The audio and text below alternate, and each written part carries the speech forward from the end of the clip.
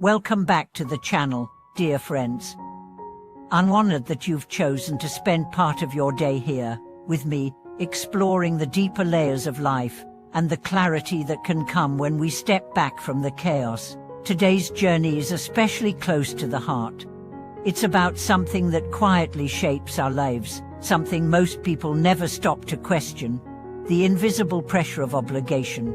Let me ask you something that might change your perspective forever.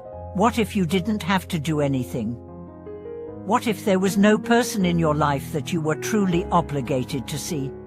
Does that sound radical or liberating? Or maybe, just maybe, like a long-lost truth you've always known but never dared to believe? In today's video, we'll explore the profound wisdom behind one simple realization: the world doesn't need you to be everything.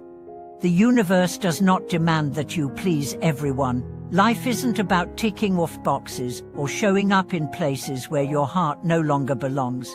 In fact, the most transparent, peaceful, and grounded people know this truth deeply. There's nothing you must do and no one you must see except those that resonate with your truth. So why does this idea shake us so much? What does it feel both scary and seductive? Because we've been conditioned to believe that worth is earned through action, connection, achievement, and obligation. We've confused love with approval. We've confused productivity with purpose. And in doing so, we've often lost touch with ourselves. I want to take you into the life of a man named Samuel. He was, by all accounts, successful.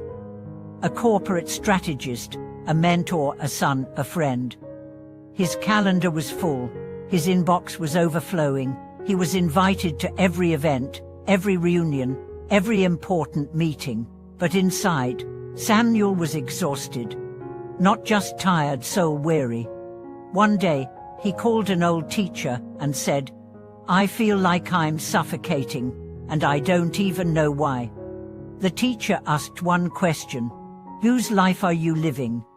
And in that silence, Samuel broke down. He realized that for years, he had been living according to expectations, not because he believed in those actions or enjoyed those people, but because he was afraid of disappointing others. He feared what people would think if he said no. He feared being seen as ungrateful, unmotivated, antisocial. But in trying to be everything to everyone, he had abandoned himself.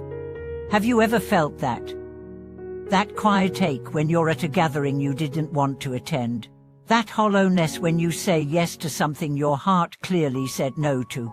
That resentment when you keep showing up for people who wouldn't even notice if you disappeared. The truth is painful, but it's also freeing. There is nothing, absolutely nothing, that you are required to do in this life, except live authentically. Everything else is optional. This is not about becoming selfish. It's about becoming real. When you stop forcing yourself to meet people out of obligation, you begin to attract those who value your presence. When you stop agreeing to things that exhaust you, you create space for what inspires you. When you stop saying less out of fear, your no becomes a declaration of self-respect. And in that shift, your entire energy changes. I met a woman once named Mira. She was the embodiment of peace. Every word she spoke seemed wrapped in clarity. I asked her, "What's your secret?" She said, "I stopped living for other people's approval." She had once been a social butterfly, constantly surrounded, constantly performing. But one year, after a serious illness, she reevaluated her entire life. She said no to events, she declined offers, she cancelled friendships that drained her.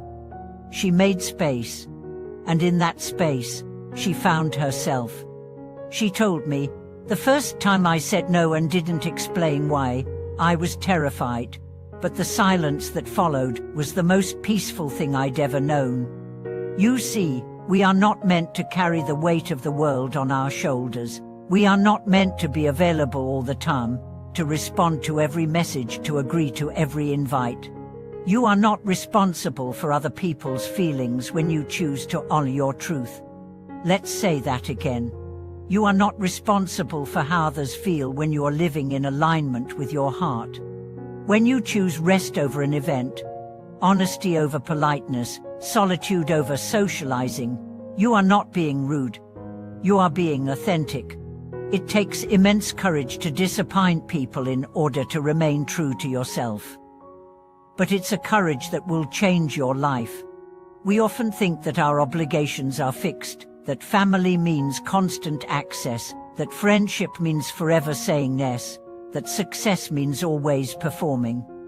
But those are illusions. What matters is how you feel when you're with someone. What matters is what lights you up, not what drains you. I once knew a man named Elijah who said the greatest act of self-love he ever performed was deleting 50 contacts from his phone. He didn't do it in anger. He did it in peace. He realized he had outgrown those connections, not in arrogance, but in truth. He said, "Why am I trying to hold on to people who wouldn't hold on to me if the roles were reversed?" That question stuck with me. So here's another question for you. What are you doing right now that no longer aligns with your soul? Who are you constantly trying to please? Where are you abandoning yourself to be accepted? Write it down, be honest, and then ask, is it worth it? Your time is sacred. Your energy is gold. Your peace is priceless. Stop spending them on things and people that don't return the investment. You have nothing to prove. You don't have to show up everywhere. You don't have to explain your absence. You don't have to chase validation. You just have to be real. And when you begin to live from this place, something amazing happens. The right people find you. The right opportunities arise. The universe begins to move with you, not against you.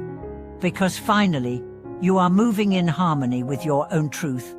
This isn't about doing less. It's about doing what matters. It's not about cutting people off. It's about calling yourself back. You don't need everyone to understand you. You just need to understand yourself. And you don't need to be everywhere. You just need to be present where it matters. So the next time you feel overwhelmed, ask yourself, who am I doing this for? And if the answer isn't you, it may be time to make a change. Life is too short to live someone else's version of it. Thank you for watching this video. If this resonated with you, please share your thoughts in the comments. You never know who might need your story today. Remember to subscribe, like, and hit the notification bell so you never miss a moment of wisdom and connection. See you in the next video.